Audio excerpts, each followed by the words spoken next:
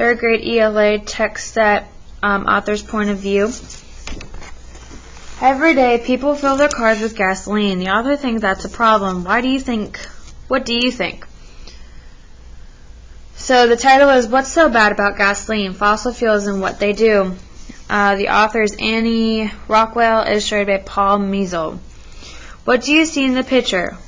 What are you thinking?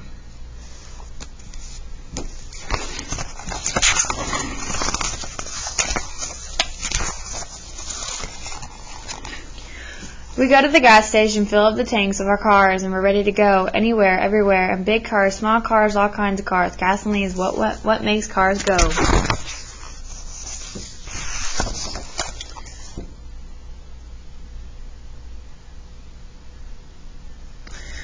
What is gasoline anyway? Gasoline is a kind of a fuel. When it is burned, it gives engines power, but carbon dioxide, other gases, and small particles of ash go into the atmosphere as the fuel burns. These are called emissions.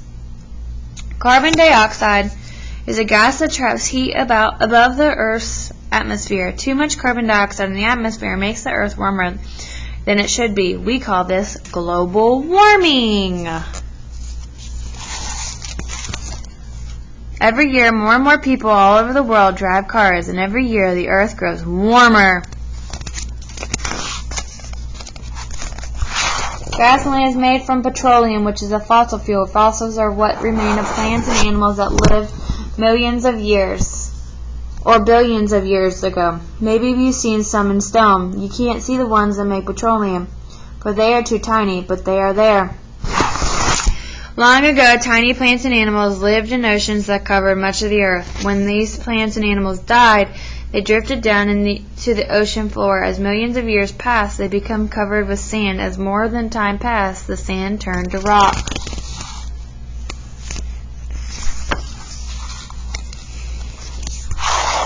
The decaying matter from the tiny plants and animals were trapped beneath the rock. This trapped decaying matter changed into petroleum.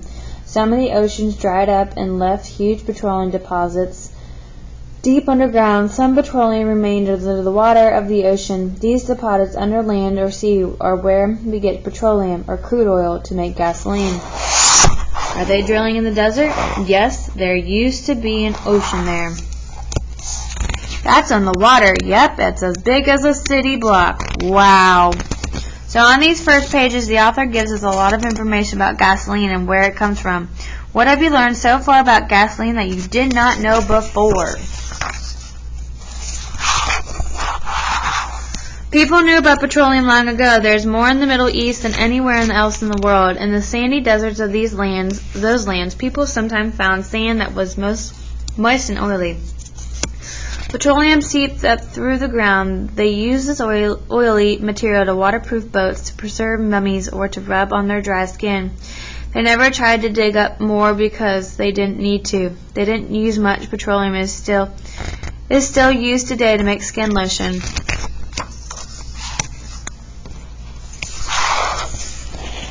Bitumen is thickened petroleum that is still used in road paving. Ancient builders used it to strengthen bricks in the mortar that held bricks and stones together. 2,000 years ago, Arabians took bath in petroleum oil and water that they thought strengthened their bodies. The first oil wells were drilled in China during the 4th century. Wells dug from a bamboo pole could reach depths of 800 feet. The distilling process was discovered in the 8th century. Distilling changes a chemical substance into something else. When a liquid chemical substance is heated to the boiling point, a new kind of liquid is given off. This is called a distillate. In the 19th century, people discovered they could make kerosene out of distilled petroleum. Kerosene was very useful to distillate. People lit lamps with it and burned it in stoves to keep warm, but they still didn't use much petroleum.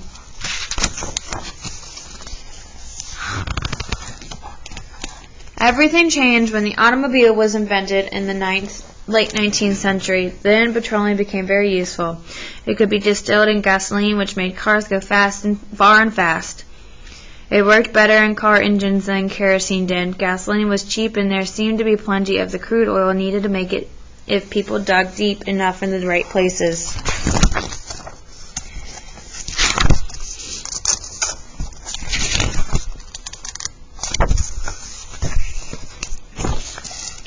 People began digging and digging deeper and deeper to find deposits of petroleum. They learned how to put floating oil rigs out in the ocean to drill holes and pump it out from under the seafloor. As people dug and pumped more and more crude oil, they made more and more gasoline and oil refineries. Refineries are where crude oil is distilled into gasoline. Gasoline became plentiful, making it possible for more and more people to drive their own cars, not to mention tractors, lawnmowers, motorboats, and other gas-powered vehicles to make life easier, even more fun. So the author describes the history of petroleum use. Does any of this information surprise you? Another kind of fossil fuel is coal. Coal is not a liquid fuel like a petroleum, but solid like a rock. It is not made from microscopic plants and animals. Instead, it is made from plants that once grew in huge swamps that covered the earth. We dig it out of the earth in coal mines and burn it to heat homes and make machine work.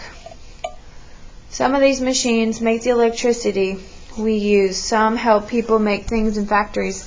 But burning coal also puts a lot of carbon dioxide and other emissions into the atmosphere. What are some ways that coal is like petroleum? What are some ways it is different? There is a bad thing about this. Fossil fuels such as gasoline and coal emit more carbon dioxide than any other kind of fuel. They make so much carbon dioxide because they are made of carbon.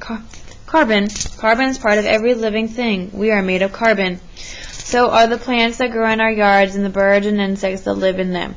When you burn carbon, it burns long and hot, but because it is made from living things, our organic matter, not all of it burns. Partially burned, carbon pollutes the air we breathe and makes it dirty. And every year, the people of the world burn more fossil fuels.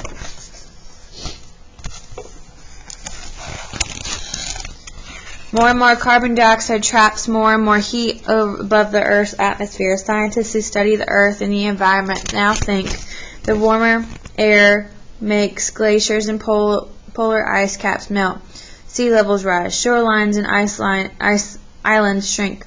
Many plant and animal species cannot live in the places they always have. The world is changing. The changes aren't good.